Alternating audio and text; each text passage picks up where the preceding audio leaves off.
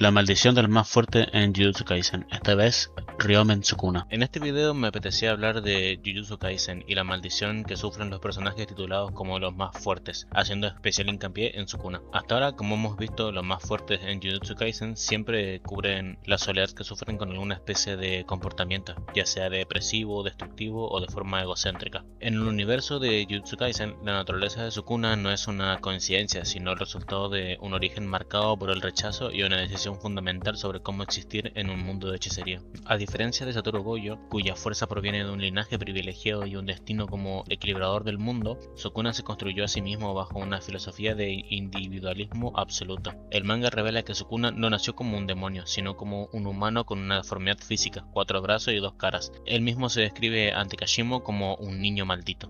Se confirma que Sukuna tenía un gemelo en el vientre materno, pero lo devoró antes de nacer para no morir de hambre. Esta acción fundacional define su existencia. Para que él viva y sea fuerte, otros deben ser consumidos. Esta es la raíz de su soledad. Desde el útero decidió que no necesitaba a nadie más. La diferencia entre los más fuertes. Como dijimos antes, cada más fuerte tiene una psicología distinta. La obra plantea que el poder en Jujutsu está directamente ligado al ego. Satoru Gojo es el más fuerte porque nació con los 6 ojos. Su carga es la responsabilidad. Él intenta usar su fuerza para proteger y cambiar el sistema, lo que irónicamente lo mantiene atado a la humanidad. Hajime Kashimo buscaba la fuerza por el puro placer del combate, pero murió con la duda de qué significaba ser el más fuerte, y eso conllevaba la soledad. Ryomei Sukuna es el único que ha alcanzado la verdadera iluminación, según la serie. Para Sukuna, ser el más fuerte significaba eliminar cualquier rastro de identidad que no sea su propio deseo. No protege a nadie, no busca cambiar nada y no tiene ideales. Solo existe para satisfacer sus sentidos: comer, pelear y matar. Sukuna se convirtió en una maldición no solo por sus actos, sino por su mentalidad.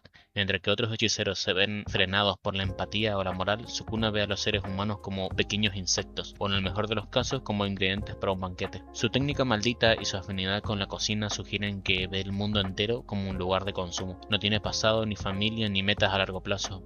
Al desprenderse de todo lo que nos hace humanos, vínculos, miedos, arrepentimientos, alcanzó una pureza de poder que nadie más ha logrado. Si tuviéramos que clasificar su forma de vida, Sukuna está en la cima del nihilismo hedonista. Nihilista porque cree que la vida no tiene un significado intrínseco, ni la suya ni la de los demás. Hedonista porque ante esa falta de significado decide que lo único que vale la pena es el placer sensorial: comer, luchar, dominar. Él representa el yo absoluto. En su mente, él es la única persona real en el mundo, y todo lo demás son solo juguetes o comida. Es el ejemplo perfecto de alguien que vive por y para sí mismo, pero con el poder suficiente para que ese egoísmo se convierta en una catástrofe natural. Ahora hablemos del dominio de Sukuna. En el mundo de Jujutsu, la expansión de dominio es la cúspide de la hechicería. Es materializar el interior de tu mente en el mundo exterior. Casi todos los hechiceros, incluidos Gojo, utilizan una barrera para esto. Crean una esfera, un espacio cerrado, un huevo donde ellos son los reyes, pero que está separado de la realidad. Es en esencia un refugio. Sukuna no necesita refugios. Su santuario malévolo es descrito como una técnica divina por una razón aterradora. No tiene barreras. Sukuna no te encierra en su mundo. Él obliga a su mundo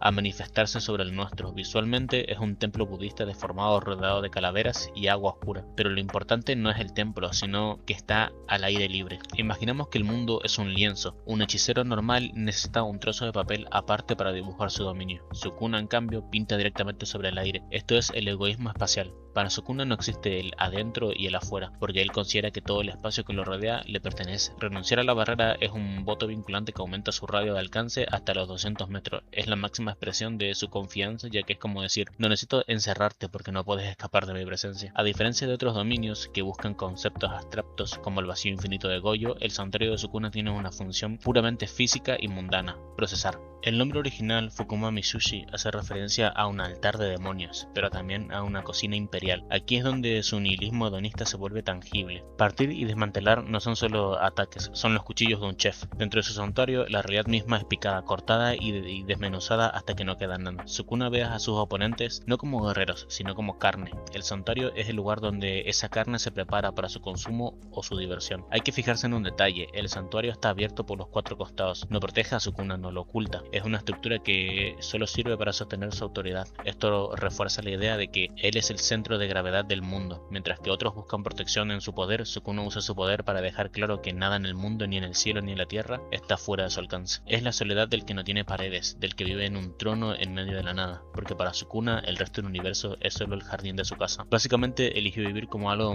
más que un humano, sin preocuparse por nadie más que por sí mismo, exceptuando por un personaje, Uraume. Para profundizar en el papel de Uraume debemos entender que su presencia no contradice la soledad de Sukuna, sino que la confirma. Uraume no es un amigo, es una extensión de la voluntad de Sukuna. Es el único engranaje que el rey de las maldiciones permite que gire a su lado. En la vida de alguien que se considera el yo absoluto, la existencia de un seguidor leal parece una contradicción. Si Sukuna no necesita a nadie, ¿por qué ha mantenido a Uraume a su lado durante más de 1000 años? La respuesta no reside en la amistad, sino en la utilidad refinada. La relación entre ambos nace de una necesidad muy específica de Sukuna, su hedonismo. Como mencionamos antes, Sukuna ve el mundo como un banquete, y Uraume es ante todo un cocinero excepcional. Se dice que Sukuna permitió que Uraume lo acompañara porque tenía el talento único de preparar carne humana, algo extremadamente difícil de hacer al gusto del rey de las maldiciones. Uraume no está ahí para darle conversación o apoyo emocional, está ahí para servir el placer sensorial de Sukuna. Es el mayordomo de un dios caprichoso que solo valora a aquellos que satisfacen sus sentidos. Es fascinante analizar la técnica maldita de Uraume, la formación de hielo. Mientras que Sukuna representa el fuego, el corte y el calor de la carnicería, Uraume aporta el frío, la preservación y la calma. El hielo de Uraume sirve para congelar los ingredientes y a los enemigos, manteniendo el orden mientras Sukuna desata el caos. Visualmente esto refuerza la jerarquía. Sukuna es la fuerza destructora y Uraume es la estructura que prepara el escenario para que esa destrucción sea placentera. Lo que hace que Uraume sea la excepción es que ha renunciado por completo a su propio ego. En un mundo donde el poder del Jujutsu nace del individuo, Uraume vive exclusivamente para Sukuna. Sukuna lo respeta, pero no como a un igual. Lo trata como trataría a tu herramienta favorita, con cuidado mientras funcione, pero con indiferencia si se rompe. Esto nos dice algo aterrador sobre Sukuna. Incluso su relación más cercana es puramente transaccional. Uraume es la excepción porque es el único que ha aceptado ser un objeto en el mundo de Sukuna en lugar de una persona. Al final, Uraume es el recordatorio de que Sukuna no es un ermitaño, sino un monarca. Un rey necesita que alguien le prepare la mesa, no porque no pueda hacerlo él mismo, sino porque su estatus le exige que su única preocupación sea el disfrute. La presencia de Uraume no rompe la soledad de Sukuna, la acentúa porque incluso teniendo a alguien dispuesto a morir por él durante milenios, Sukuna sigue sin sentir un ápice de conexión humana. Para Sukuna, Uraume es simplemente el condimento perfecto para su eterna existencia de poder. Y exactamente este pensamiento fue lo que le llevó 1000 años atrás a aceptar el trato con Kenjaku. Esto es interesante, ya que para entender por qué Sukuna aceptó el trato con Kenjaku hay que mirar más allá de una simple alianza. Para Sukuna, Kenjaku fue una herramienta útil para alcanzar sus propios fines egoístas. Aunque el manga no explica cada detalle del pacto inicial hace 1000 años, se pueden identificar 3 motivos principales basados en sus acciones y diálogos. La inmortalidad a través de los objetos malditos. Sukuna no sabía cómo dividir su propia alma para convertirse en un objeto maldito y trascender el tiempo. Kenjaku fue quien le enseñó la técnica, o la asistió en el proceso, para sellar su esencia en los 20 dedos.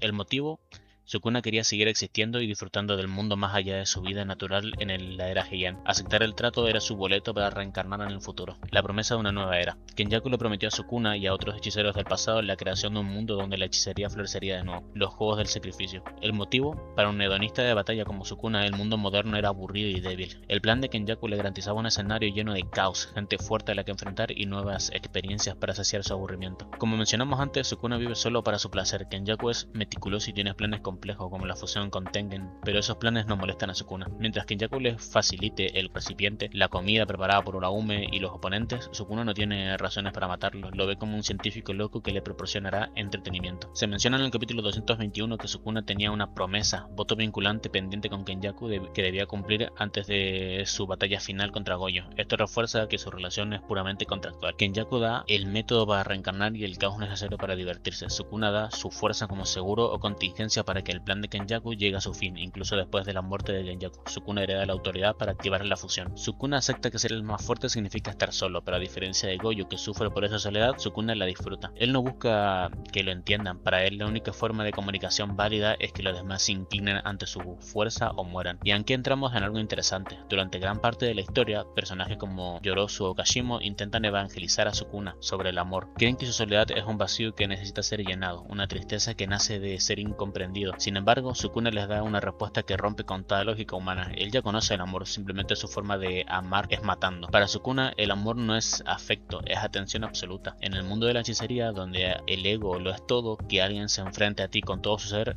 poniendo su vida en juego para superarte, es el acto de devoción más puro que existe. Cuando Sukuna pelea contra alguien fuerte, no siente odio, siente una forma perversa de respeto. Al cortar a su oponente, está interactuando con él de la única manera que considera honesta. Para él, las palabras son baratas, el intercambio de golpes y técnicas es la única conversación real que vale la pena tener. Aquí reside la paradoja. Sukuna es el ser más amado, en el sentido de que todos quieren una parte de él, todos quieren medir su existencia contra la suya, pero al ser el más fuerte nadie puede sostener la mirada por mucho tiempo. Sukuna le explica a Kashimo que ser el más fuerte significa ser aquel que debe responder a las esperanzas y desafíos de los demás. Pero mientras los demás buscan en él una respuesta a su propia soledad, Sukuna les responde que la soledad no es un problema que deba ser resuelto. Él está cómodo en su cima. Él no busca un igual para dejar de estar solo. Él busca oponentes para confirmar una y otra vez su propia identidad. Uno de los momentos más reveladores es cuando derrota a Yogo en lugar de burlarse. Le dice: eres fuerte, siéntete orgulloso. Eso es el amor de Sukuna, es el reconocimiento del carnicero hacia una pieza de carne de excelente calidad. Él aprecia la fuerza, la saborea y luego la consume. Su forma de hornear a los que ama es dándoles una muerte en sus manos. Para Sukuna, morir bajo su santuario es el mayor honor que un ser inferior puede recibir. Es ser comulgado por el dios de las maldiciones. La paradoja se completa con su rechazo total a la piedad. Sukuna argumenta que intentar entender al otro es una debilidad que diluye el poder. Mientras Gojo sufría porque su fuerza lo aislaba y buscaba crear una nueva generación que lo alcanzara, Sukuna acepta ese aislamiento como su corona. Él no quiere que lo entiendan, quiere que lo sufran, porque en el momento en que alguien lo entienda, él dejará de ser el yo absoluto.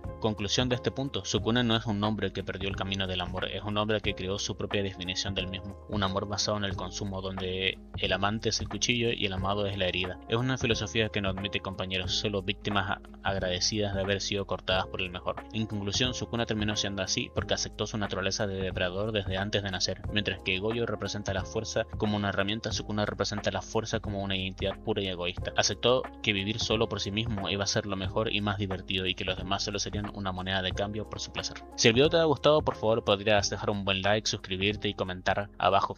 El canal es nuevo y cada interacción ayuda muchísimo. En fin, nos vemos en el siguiente video. Adiós.